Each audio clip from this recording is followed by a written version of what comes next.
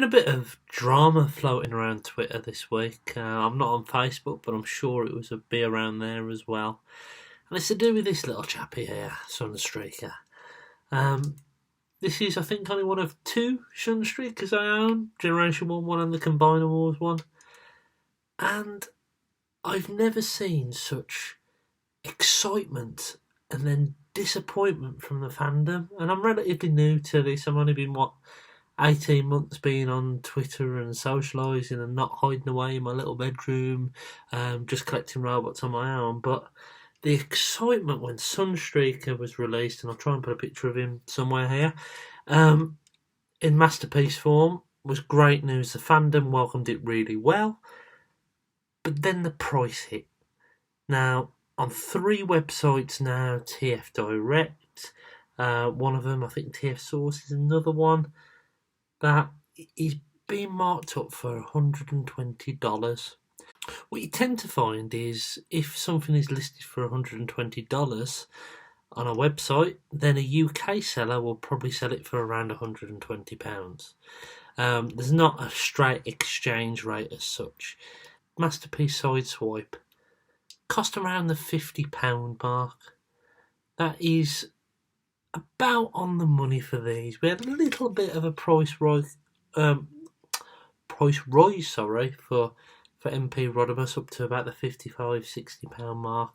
But that is the limit for this size of figure. It's crazy to think that in such a short space of time, Takara have doubled the amount that people they're expecting people to pay for this figure.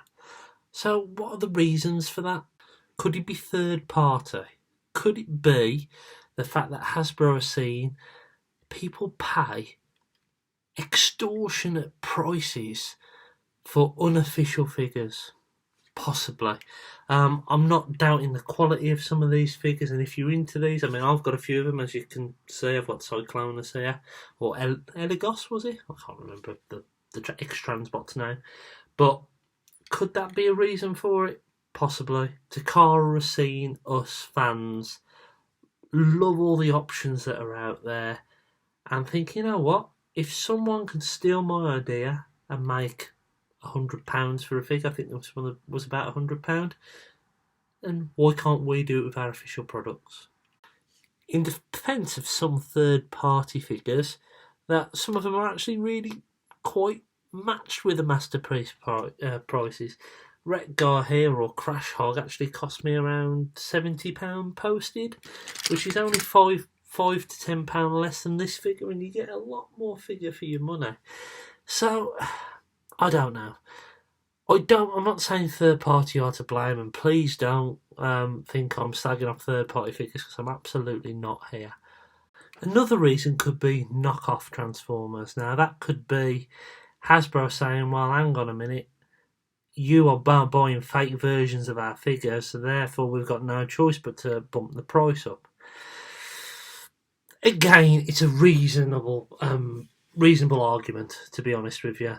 There has been a lot of straight knockoff figures. You've got companies like Cook and Bao and Wei Zhang taking Hasbro and Takara products and making improving on them, but blatantly ripping them off as well, and charging substantially less than what masterpieces are.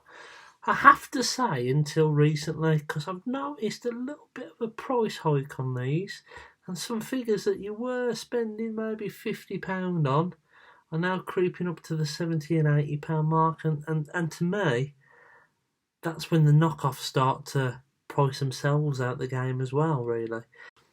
So does that mean we have to make do with the Sunnies that we've got in our collection? Well, maybe for some people, because $120 or whatever the UK equivalent's going to be is a lot of money for a figure that's no bigger than a Voyager, despite the amount of accessories you get with it, despite the amount of engineering that's gone into these things. It just becomes a bit too much for some people. I've got some good friends, some friends who've been collecting Transformers for years, people who've owned every G1 masterpiece, and they're questioning now whether they're going to continue to collect because of that price hike. Now, there are other options out there. There's Sun Surge by Bank Cube.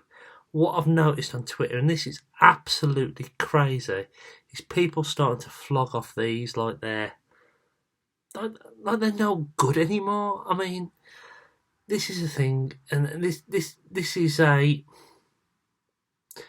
is something I'm kind of noticing within the fandom, and I don't mean to speak wrongly about people because it's completely people's choice.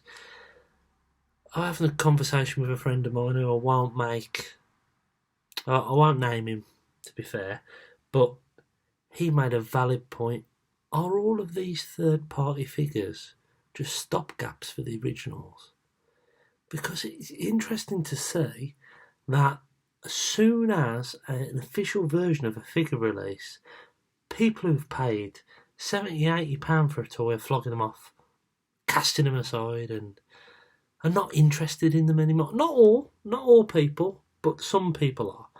And that really is unfortunate in a way, because Sun Surge looks a good toy. Complicated as hell by the look of it. I mean, I don't own one, but so are a lot of the Masterpiece figures. They're a little bit more complex to transform, a little bit more Rubik's Cube-like.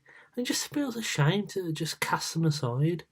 So you know what? If you really, really want a Sunstreaker in your collection, there are options out there for you.